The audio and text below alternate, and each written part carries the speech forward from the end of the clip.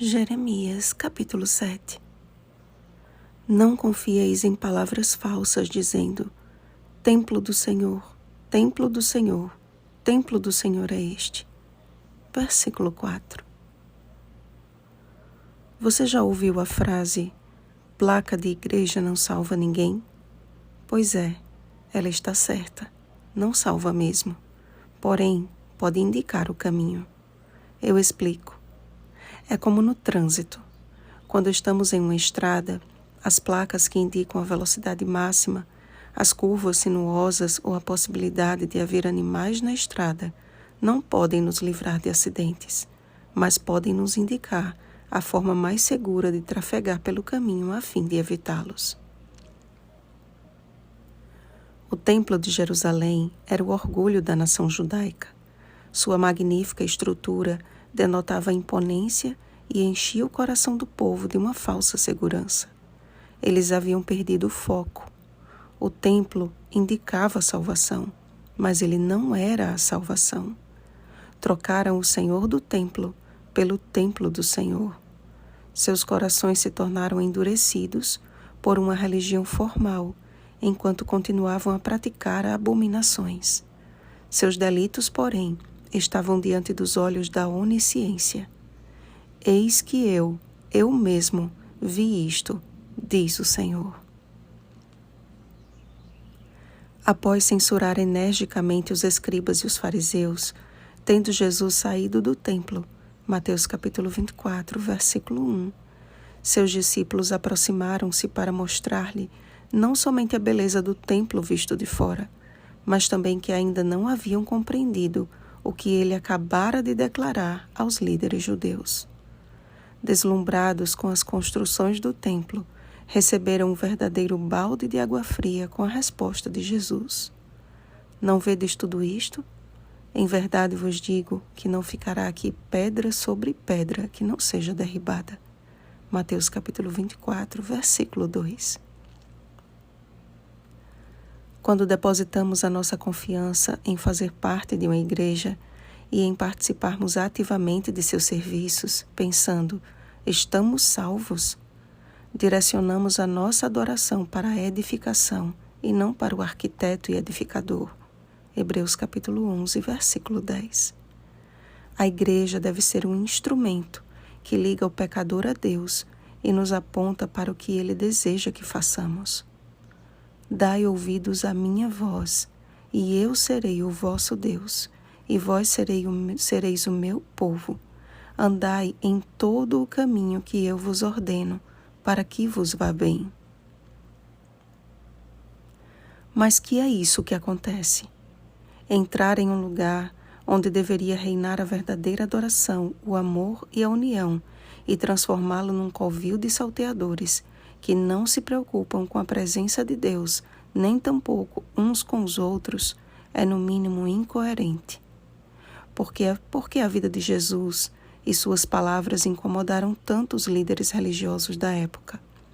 Porque ele não veio com a missão de adulá-los, mas de salvá-los. E a maior barreira que impede a ação do Espírito Santo na vida de alguém não é apenas uma vida de pecados declarados, mas uma vida de pecados não confessados. Acredite, quem está fora da igreja e admite estar errado, está em melhor condição do que o crente que está dentro da igreja com pecados acariciados, como escreveu Ellen White. Desprezamos o alcoólatra e dizemos-lhe que o seu vício vai excluí-lo do céu, enquanto o orgulho, o egoísmo e a cobiça geralmente não são condenados. Caminho a Cristo, página 21. O Senhor não foi insensível ao dizer ao profeta para não interceder pelo povo, nem tampouco estava desmerecendo a importância da oração intercessora. Ele estava apenas revelando por sua onisciência a dureza do coração dos filhos de Judá. Enquanto continuassem confiando em palavras falsas, ao invés de confiar na palavra do Senhor por intermédio do seu profeta, continuariam a transgredir a sua lei tranquilamente, sem sentir a sua urgente necessidade de atender à voz do Senhor. Hoje, corremos o perigo de cair na mesma cilada maligna, vivendo uma religião de faz de conta, negando o chamado de Deus de andar em todo o caminho que Ele nos ordena para o nosso próprio bem. Ó amados, é hora de despertarmos do vale encantado da sonolência e clamarmos pelo poder do Espírito Santo. Em conhecer a Deus e andar com Ele está a vida eterna. Hoje, o templo do Senhor somos nós. 1 Coríntios capítulo 6, versículo 19.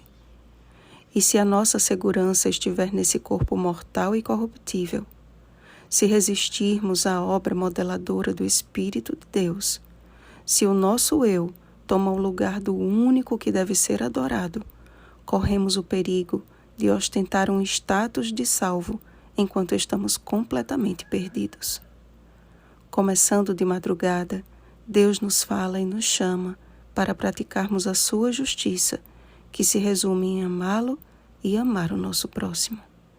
Se nós o ouvirmos e atendermos ao seu chamado, certamente não seremos igrejeiros, mas voluntários na obra de salvar vidas. E dentro em breve, Ele nos levará para habitar em sua casa para sempre. Nosso Deus e Pai, não estamos vivendo uma realidade diferente daquele tempo, pois eis que o teu povo tem permitido tantas coisas comuns serem misturadas ao que deveria ser santo em tua casa e neles mesmos.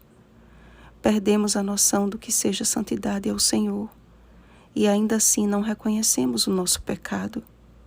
Ó Deus eterno, começando de madrugada, fala conosco através da tua palavra, para que não façamos parte da geração objeto do seu furor, e sim do teu restante fiel, que pela graça de Cristo pratica a justiça, cada um com o seu próximo.